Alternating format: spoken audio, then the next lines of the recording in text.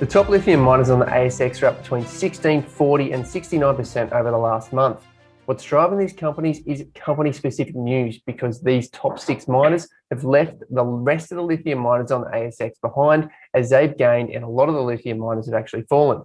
This is Finer Market Points, where we connect the leading market themes with the top performing companies for better trading. You can like the video to support the channel, click subscribe for updates and comment below to let us know which lithium miners you're trading. Now, when we're having a look at lithium miners on the ASX, we want to have a look at it in the context of what the commodity it's doing itself. Because we can see here on screen, we've got the price chart for the lithium commodity over the last 2 years. We've noted many times before in shares in play and Finer Market Points, especially in the battery minerals, that it has been lifting since November and December of 2020, and that critical fast run up that we have seen to the current prices. It has tapered off in the last month. You can see these blue boxes here highlighting the averages and the volatility bandwidth, the Bollinger Bands, that it has contracted and actually dropped in the last month throughout May. This price that we do see is down 1.12% over the last month. So nothing stellar from the commodity price itself that's driving these companies higher. And that's what we're going to see with these top 6 performers, is that it's very much company-specific news that's helping them lead. Because we do see here on the table that we've got main trading companies, main lithium trading stocks on the ASX, being Lake Resources and Piedmont Lithium. Lake Resources is down 17.5% for the month and Piedmont down 9%. So as we move in to have a look at the top 6, we see that 6th place is coming into Pilbara Minerals. PLS is the ticker. We're going to grow that chart, expand the chart out here so you can see more of how that's been performing, and we'll drill that down into the last year. We can see that sideways consolidation, and it has come off the recent lows, but still in that downtrend here and below that downtrend line. So we do see Pilbara Minerals being 9.6% gain for the month. Many do know this as being that pure play hard rock lithium exposure from Western Australia that's bringing out spodumene and tantalite concentrate. And they are connected with many big names in the lithium space, being the global partners, including Ganfeng Lithium, General Lithium, Great Wall Motor Company, POSCO, Cattle, and the likes.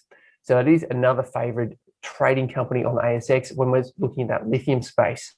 Another big name is also Sayona Mining SYA is a ticker, 12.36% over the last month, and the week it's 29% gains. Again, we're going to have to look at that chart to see how it has performed. It did dip back April through to May and then quickly shot up. This is the specific news that we're looking at, because this emerging miner has announced that they've made a joint bid with Piedmont Lithium PLL, what we've seen before, as for the North American Lithium Company, and they've submitted that in court, in the Quebec court, for approval, and that was last week. So that's what we can see, this shoot up here in that price, and then we're going to have a look at Piedmont Lithium to see what's happening around the same time. They have shot up a bit as well, but not as much as SYA. Then we want to see number 4, so we're going to have a look at CAD, which is Caeneus Minerals, 16.7% gain over the month. And then we can see that on the chart on the left-hand side here. A bit of an uptick, very low market capitalization company. So we're going to look here for the summary and see that the market cap's 51 million. So it is much easier to move these companies with much more leverage to the share price movement and movements within the industry. We do see that they are a Pilbara-based company with gold and nickel projects, plus they have 3 Nevada lithium projects. What we have seen since the start of 2021, this company has been very light on their news for the calendar year. So it is interesting to see that they have churned sideways, maintained ground, but just had a recent uptick with some volume growing, as you can see here on the chart, throughout April as it's starting to uptick, and then a more recent spike up. So we would like to see more news from this company and updates on these Nevada projects, because we have looked at it to see that a lot of the Australian listed companies that are outperforming have a foothold in the US, and definitely in the Nevada project, we're seeing a lot of Australian miners that have performed well in 2021, having footholds in Nevada and links to that supply chain that we've talked about many times before in Finer Market Points. You can see those in the video series and the different playlists for shares in play, and definitely the battery minerals. Now we move up to number 3 is LTR, Liontown Resources, up 36% over the month. LTR has lithium, vanadium, tantalum, and gold, as well as other minerals, and they're focused in West Australia as well as Africa. Now, we have looked at these many times before, but you can see that massive spike up here from Liontown LTR going from the 45s up over 55 cents and closing up there yesterday. There is a volume spike that we are seeing here, and that is running off the back of that strong momentum we've seen in September, October, and then, like we saw with the commodity price, a real uptick in November, December, and then maintaining that throughout the last few months. That's LTR at number 3. Now, number 2 is MTC. What we're seeing is Metalstech. So this company is up 48% for the month, and we're going to bring that chart up on the left-hand side. Now, they're gold as well as lithium.